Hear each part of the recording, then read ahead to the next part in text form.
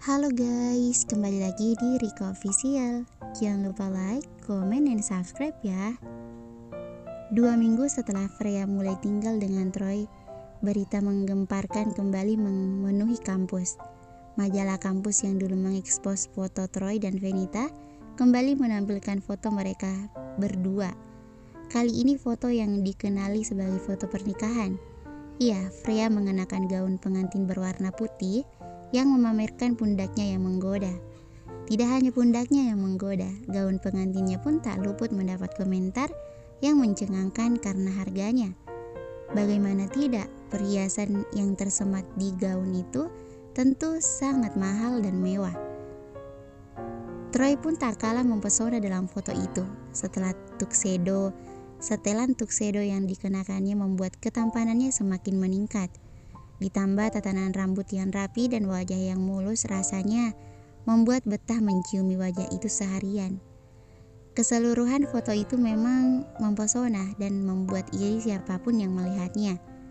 Wajah bahagia kedua mempelai terpancar, seolah semua kebahagiaan yang ada di bumi ini telah menjadi milik mereka berdua.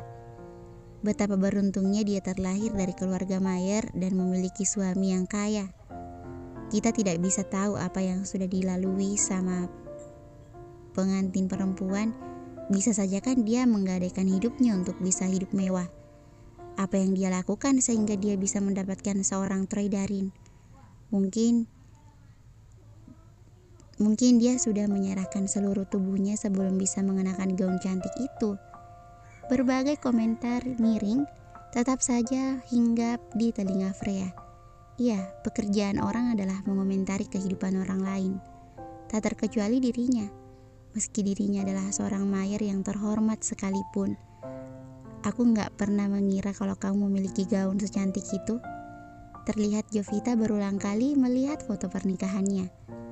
Itu bukan aku yang memilih, Madam Vanessa menyiapkan semuanya, kata Freya mengingat bagaimana pernikahannya dulu berlangsung. Apa mama mertua kamu baik? Sangat baik. Sebuah senyum tersinggung di wajah Freya, mengingat betapa baiknya mama mertuanya karena selalu membela dirinya bagaimanapun keadaannya. Bahkan Troy harus mengancamnya untuk tidak melapor kepada Madam Vanessa agar dirinya tidak terkena masalah. Aku penasaran gimana kehidupan pernikahanku nanti. Akan seperti yang kamu alami atau enggak? Jovita menerawang, memandangi langit musim panas yang mulai terik. Aku dulu juga memikirkan hal itu. Tapi saat aku sudah menikah, aku bahkan tidak sempat memikirkan apakah kehidupanku akan sesuai bayangan atau tidak. Freya ikut memandangi langit yang biru. Sebenarnya Freya belum menceritakan kehidupan pernikahannya secara keseluruhan kepada Jovita. Dia tidak ingin menghancurkan impian sahabatnya karena memiliki kehidupan pernikahan yang tidak sesuai ekspektasi. Lagi pula Freya tidak mau kehidupan pribadinya diketahui banyak orang. Cukup dia dan keluarganya yang mengetahui. Ketika mereka berdua sudah larut dalam lamunan, waktu sudah menunjukkan pukul 2 siang. Itu tandanya mereka harus segera kembali ke kelas untuk mengikuti ujian akhir semester. Betapa waktu berjalan dengan cepat. Tak terasa waktu yang akan Freya habiskan dengan Troy akan berakhir sebulan lagi. Tepat pukul 6 sore, Freya dan mahasiswa lainnya keluar dari kelas. Mereka telah menyelesaikan ujian mereka untuk hari itu. Hari pertama ujian mereka. Terlihat wajah-wajah kusut yang tampaknya sudah kehilangan selera untuk makan malam ataupun berpesta. Yang ada di pikiran mereka hanyalah bagaimana mereka bisa melewatkan ujian ini dengan baik dan mendapatkan hasil yang memuaskan.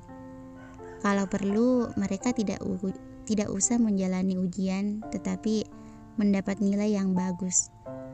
Betapa indah hidup ini bila hal itu terjadi. Rasanya aku udah gak kuat pulang. Jovita berjalan keluar kelas dengan langkah sempoyongan. Ya udah, nginep aja di rumahku, ajak Freya. Malam ini kedua gadis itu akan melewatkan makan malam bersama dengan kakak Freya. Dan Troy juga sudah mengetahui akan rencana Freya melewatkan makan malam. Bahkan dengan senang hati dia akan bergabung setelah menyelesaikan pekerjaannya. Sebuah mobil SUV hitam sudah terparkir manis di area parkir kampus. Semua mata tak lepas memandang mobil mewah yang harganya bisa mencapai jutaan dolar. Ketika mendapati mobil yang menjemputnya sudah datang, Freya dengan langkah ringannya menuju mobil mewah itu. Sang supir sudah siap sedia membukakan pintu untuk majikannya. "Selamat sore, Miss," sambutnya ketika melihat Freya mendekat. Jovita yang melihatnya tentu merasa iri, karena selama ini dia hidup dalam kondisi keuangan yang biasa saja, tidak semewah yang dijalani sahabatnya itu. Tapi dia tetap menyadari bahwa apa yang menurut kita itu mewah, bagi orang lain belum tentu begitu. "Aku nggak bawa baju ganti," ucap Jovita. Dalam kalimatnya itu tersimpan makna lain, yang artinya dia tidak mau bergabung dengan keluarga Mayer untuk makan malam. "Kita bisa ambil baju ganti untuk kamu dulu, atau kamu bisa pakai bajuku," balas Freya yang bersyukur ukuran baju mereka sama. Mendengar jawaban Freya, ketika Jovita tidak bisa mengelak lagi, dia benar-benar tidak mau menjadi orang ketiga yang mengganggu waktu berharga Freya bersama kakaknya. Ditambah lagi melihat orang lain tampak bahagia di saat dia sendiri merasa sedih, membuatnya tampak bodoh. Iya, Jovita baru saja putus cinta dengan kekasihnya, orang yang selama setahun terakhir menemani dan mengisi hidupnya yang sepi karena jauh dari keluarganya. "Something happens?" tanya Freya yang menyadari ada yang aneh dengan sahabatnya itu. Menjawab pertanyaan Freya, Jovita hanya menggelengkan kepalanya. Bahkan dengan konyolnya Jovita tersenyum.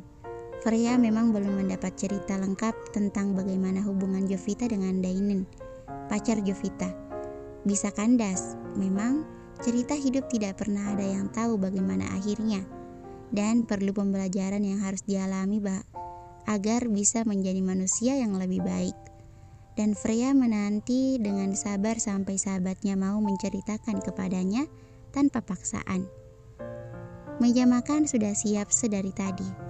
Freya sudah memberi kabar bahwa dia akan datang bersama dengan Jovita, dan Troy akan datang juga untuk bergabung dengan mereka. Mendengar ataupun membaca nama Troy saja sudah membuat Fritz emosi.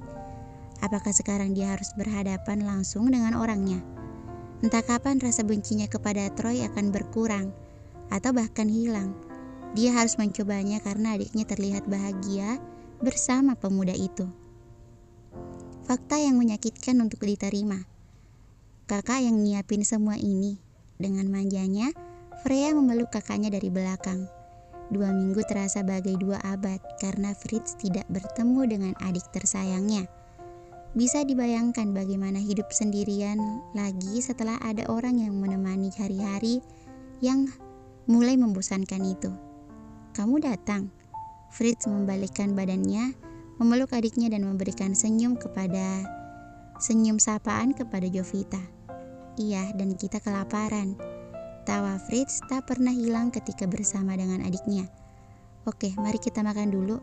Aku tahu berpikir itu menghabiskan energi." Ketiganya lalu duduk di sebuah meja yang sudah disiapkan.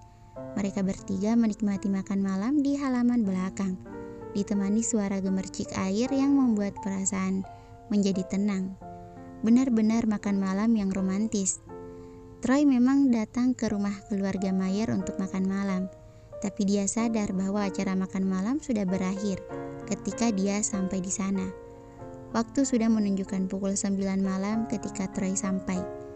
Dia membawa sebotol anggur sebagai buah tangan untuk menikmati bersama. "Ayo pulang," bisik Troy ketika mereka sudah menghabiskan separuh anggur yang dibawa Troy. Freya langsung menganggukkan kepalanya dan mengemasi barang bawaannya. "Aku pulang dulu, sampai ketemu lain waktu." Freya mencium pipi kakaknya dengan penuh sayang, tak lupa memberinya pelukan. Walaupun sudah berbesar hati menerima kenyataan bahwa perempuan yang disayanginya lebih memilih laki-laki lain, tapi tetap saja melihat Venita mencium dan memeluk Fritz terasa mengganggu. Ingin marah tapi juga tidak bisa. Jo, kamu bisa tidur di kamarku. Besok kita berangkat bareng, ucapnya kepada Jovita yang tengah sibuk mengetik laporan yang akan dikumpulkannya besok. Oke darling, hanya itu jawaban Jovita karena dia langsung mengalihkan pandangannya kembali ke laptopnya. Dengan mesranya Troy menggandeng tangan Freya. Hal romantis yang belakangan ini menjadi favoritnya selain memeluk dan mencium. Jovita akan menginap di sini, tanya Troy ketika mereka sedang memasang sabuk pengaman. Kenapa? Freya kembali bertanya. Apa kamu pikir mereka tidak akan menikmati malam bersama? Pertanyaan Troy kini semakin menjurus. Aku nggak tahu, selama ini mereka biasa aja. Selama tidak merugikan, aku pikir nggak masalah, jawab Freya dengan enteng. Dia memang tidak pernah mempermasalahkan kakaknya akan menjalin asmara dengan siapapun selama mereka saling mencintai dan menerima satu sama lain. Dan menurut Freya, Jovita bukan pilihan yang buruk karena sahabatnya itu adalah orang yang baik. Keduanya mungkin akan terlihat cocok satu sama lain. Mungkin. Bersambung. Thank you for watching.